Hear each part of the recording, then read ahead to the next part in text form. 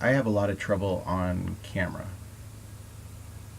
talking to talking about my ideas and thoughts when I'm being videotaped. So this is more difficult for me than writing. I printed out all my paperwork, but my printer is pretty much, if you can see that, pretty much dead. So I can't really see any of the stuff that I was going to write out. But I can wing it in my own way. So I think that I think a nonlinear theory of development fits me, the way I think, much better, because it seems like we take people, and I would read through this, but it's very, very light red. It's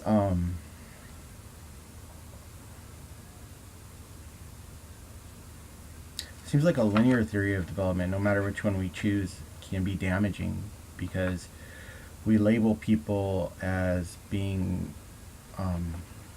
I guess my word would be broken, before we have an opportunity to speak to them. We put labels and we attach stigma to those labels, and people attach stigma to themselves. Even reading through the linear theories of development, I realized that according to those theories of development, there's a lot of things, that issues that I should have, and problems that I should have, and way people would perceive me. So I have trouble with that. I have trouble with intervening in people's lives when we use those kind of theories. And I am excited that there is different thought on the subject.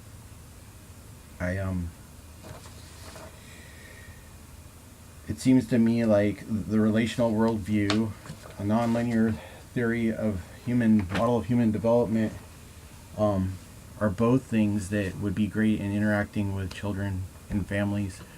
I am not going to be interacting with children and families, I don't think. But using a relational worldview with people seems like a better way to approach them throughout. And it even seems to me that I know that our program has a focus on indigenous communities and ways to work with indigenous communities. Forgive me, I'm anxious right now. And there's a lag in my computer, so I look weird. But it seems to me like it's just a more useful or even more evolved way of thinking in working with the population in general. And in a relational worldview, understanding person and context, and understanding that there isn't really a cause and effect thing where we can break down things into little pieces and we can put a numerical value on them, put a numerical value on people, which is impossible. And in my life, I try to hold myself to that standard because other people wanted me to hold myself to that standard, and I found myself being very guilty and having a lot of shame, being very damaged. And I had to have small successes where I was advocating in the community, and found a passion to understand that those things aren't applicable to me, and they're not applicable, I don't think, to anybody. I think that we're approaching the problem in a way where we think we can solve the problem. And if we continue to try to approach the problem in a way that we think we can solve it like a math equation, then we will never make any progress. And it's sad and disappointing in this world that funding comes from cause and effect, or situations in which we think we can solve an issue in that way by applying those cause and effect methods. And I'm excited that there's things like a relational worldview. I'm excited that there's things like an indigenous research paradigm. I think that there's more to this program that we're in influencing people just in the general population in the social work field, to really change the social work field by taking indigenous methodologies and implementing them in with people, because it's about connection and community and relations and relationships, because we're fluid, we're people, we're fluid, we're constantly moving, and we're not in black and white, we're all like shades of gray. We don't exist in the way that we can answer things with a mathematical equation, and that's why like certain research methods, I know this isn't this class, but that's why like certain research methods I think are super damaging, and they inform our practice, and they inform our funding streams, and they inform the way in which we deal with families. And we've done a lot of damage as social workers, and I really believe that if we implement nonlinear human development, models of human development, and we implement the relational worldview, which is just common sense. Like I can tell you, it's being a damaged individual that the relational worldview is just common sense. And I see hope for people in it, you know. And then in our other classes with like the strengths perspective,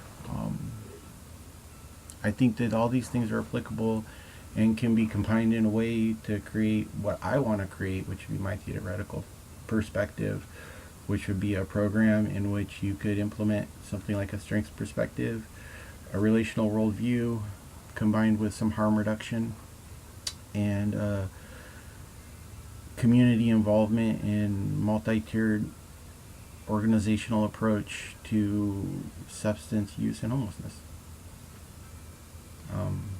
But first we have to transform our thinking. And I think that's what we're doing now. I think we're transforming our thinking by instructors teaching students like us these kind of methodologies and this kind of approach to child development, and getting off that non-linear mathematical every problem has a direct solution that can be quantified, written about, and then we can move on, because that doesn't work. And we've done it over and over again, and we continue to do it, and it's kind of like society's a tad bit insane, because we keep doing the same thing over and over again, and we get no different outcome, you know. So I think that there needs to be people like me and people like others who come up and acquire these perspectives and methodologies and models and try to implement them in effective ways and communicate and interpret them in a way that communities can understand and people who already do research can understand, because it's a completely different language. It's not a language of cause and effect. It's a language of humanity. I really appreciated this class. And to touch on intersectionality, you can see me, I'm a white male. I grew up in a drug-using home, although it was a hippie home, but became hardcore drug use. I started using drugs throughout my life. I lived in a small white town. It was a prison community. You were either a prisoner or a prisoner's family or a prison guard or a native. I went to college, the community college. So, but I had privilege because I didn't always have even long hair. I was really blonde, blue eyes. I get pulled over with drugs in my pocket, and the cops would offer me a ride home, and not even ask if I was high. And I knew how to placate police officers and placate members in the community, and that went for a long time. And there's plenty of times where I would have been arrested and taken in if I had intersected in more areas in my life. If I had been a black male or a black female, or even a Mexican in my community, because every white person thought the Mexicans did all the drugs and had all the drugs. And I watched friends of mine go into jail and cycle in and out who were even white, but weren't as easy and affable, and had blonde hair and blue eyes and looked really babyish, and you know. So I've had my privileges, and I'm sitting in the house right now. I probably wouldn't have if I didn't have my privileges. I'm pretty sure that if I'd been anything but white, I wouldn't have gotten in this house. Not with my rental history and background. So I really believe that intersectionality is a real thing. I think that we need to have honest, open communications, and I appreciated that in this class. I hope this was what you wanted for a final. I think I get it. It was a good class.